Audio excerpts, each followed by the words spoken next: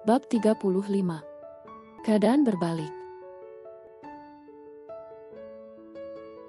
Pulang dari penjara, Danes langsung mengumpulkan seluruh pekerja dan juga anak buahnya. Dia ingin marah karena mereka tidak bisa kerja sama. Bisa-bisanya rekaman CCTV kembali diakses tanpa seizin darinya. "Bedebah kalian semua," sentak Danes seraya membanting vas bunga yang ada di meja.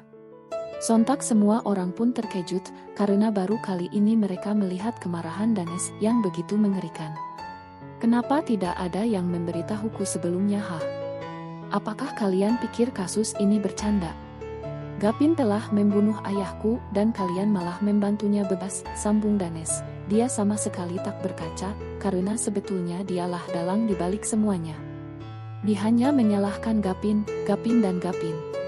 Hanya karena dia berpikir bahwa pemuda itu adalah sosok yang menghancurkan keharmonisan keluarganya.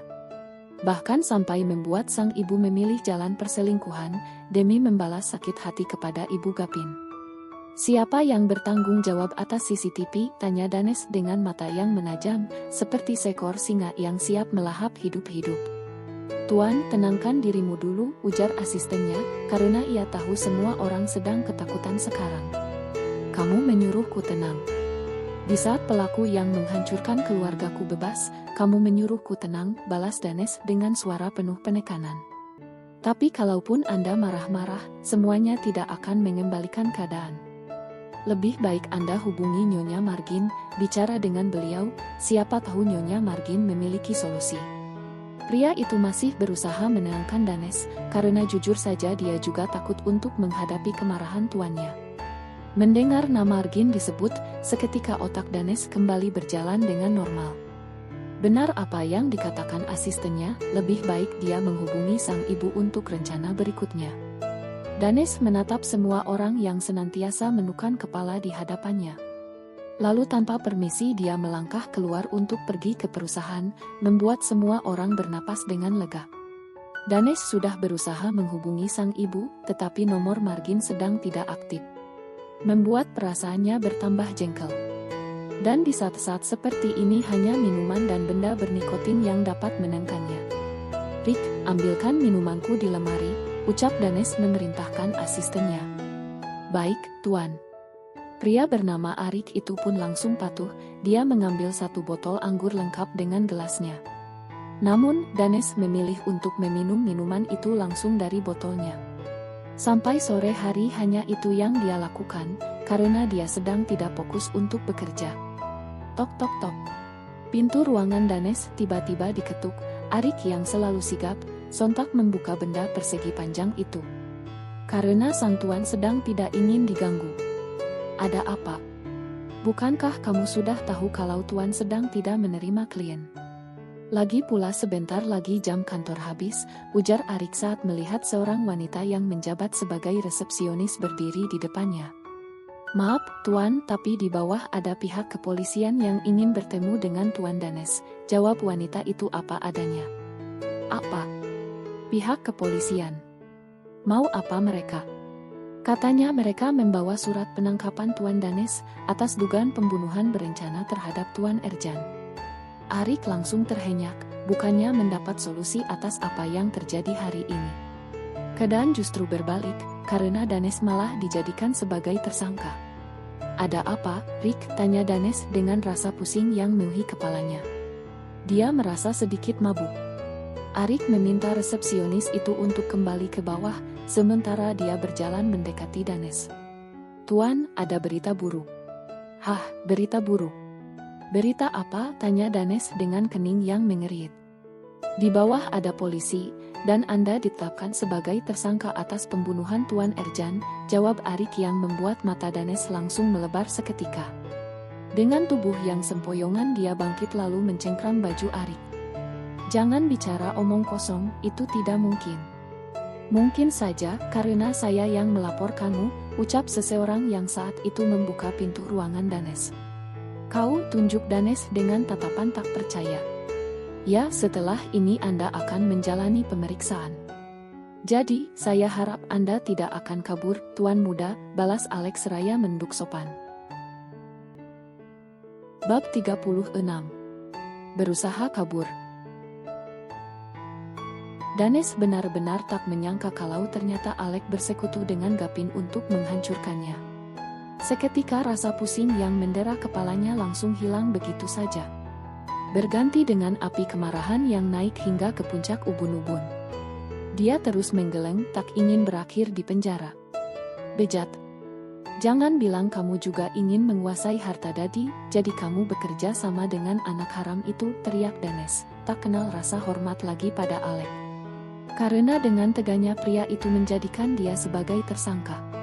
Saya tidak pernah tertarik dengan apa yang bukan milik saya, Tuan Muda. Anda salah menilai saya. Di sini saya hanya ingin mengungkapkan sebuah kebenaran, kalau Anda tidak salah, Anda tidak perlu takut bukan, balas Alec dengan nada tenang, tak menggebu-gebu seperti Danes. Namun, bukannya sadar, pria itu justru mendengus kasar sambil mengumpat. Shit, omong kosong. Tidak ada orang yang tidak suka dengan uang. Kau pasti telah merencanakan semuanya dari dulu. Terserah apa kata Anda, Tuan Muda. Yang jelas, polisi akan menjemput Anda sekarang juga. Karena mereka tidak ingin kehilangan jejak, sindir Alec, karena dia tahu Danes pasti akan meninggalkan rumah utama, andai dia tahu pihak kepolisian sedang mengincar keberadaannya. Dasar orang tua sialan, sentak Danes, dia hendak melangkah ke arah Alec yang saat itu sudah berbalik memunggunginya. Namun, dua orang polisi tiba-tiba datang, membuat langkahnya terhenti seketika. Danes berubah ketar-ketir, karena sumpah demi apapun, dia tidak ingin menginjakkan kaki di ruang tahanan. Apa kata dunia dan orang-orang yang mengenalnya? Pasti mereka tidak akan segan mengecapnya sebagai pembunuh dan yang paling utama, dia akan dikenal sebagai anak durhaka, karena tega membunuh ayahnya sendiri. Jangan bergerak, Tuan Danes, sebaiknya Anda menyerahkan diri untuk kami bawa. Karena kami hanya ingin melakukan penyelidikan terhadap Anda, ucap salah satu polisi. Namun tanpa diduga Danes berlari menerobos dua polisi itu, karena dia berencana untuk kabur. Bahkan Alex sampai terhuyung karena Danes menyenggol salah satu bahunya.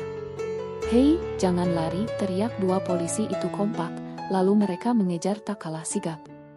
Danes langsung masuk ke dalam lift, untuk turun ke lantai dasar. Saking terburu-burunya dia mencet tombol lift dengan kasar. Jangan sampai mereka menangkapku, gumam Danes dengan ketakutan yang semakin menyelimuti hatinya, bahkan seluruh tubuh pria itu bergetar tak karuan. Sementara Arik yang tidak tahu apa-apa mengenai masalah ini, hanya mampu bergeming di tempatnya. Kenapa jadi seperti ini, gumam Arik, menatap Alec yang berdiri sambil melihat suasana di luar jendela. Pria paruh baya itu hanya diam, sibuk dengan pikirannya yang berkecamuk karena kematian Erjan. Di lantai bawah, polisi terus mengejar Danes yang berusaha untuk kabur. Aksi kejar-kejaran itu menjadi pemandangan baru bagi seluruh karyawan.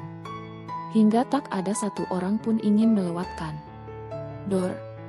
Polisi terpaksa melesatkan peluru karena Danes benar-benar tak bisa dikerja sama. Sementara pria itu langsung berteriak karena timah panas itu tepat mengenai betisnya. Arg, sial. Tubuh Danes ambruk di lantai dengan kaki yang terus mengeluarkan darah.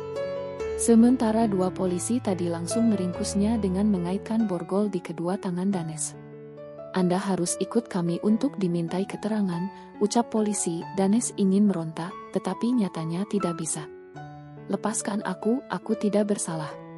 Harusnya kalian menangkap Gavin, bukan aku, teriak Danes, hanya itu yang dapat dia lakukan sebagai bentuk pemberontakan. Namun kedua polisi itu memilih untuk tidak peduli. Mereka menyeret tubuh Danes untuk masuk ke dalam mobil. Sementara semua orang yang menyaksikan kejadian itu nampak sangat terperangah. Karena ternyata semua yang dilakukan Danes terhadap adiknya adalah playing victim. Dia membuat drama seolah-olah Gavin lah yang salah, padahal dialah dalang yang sesungguhnya.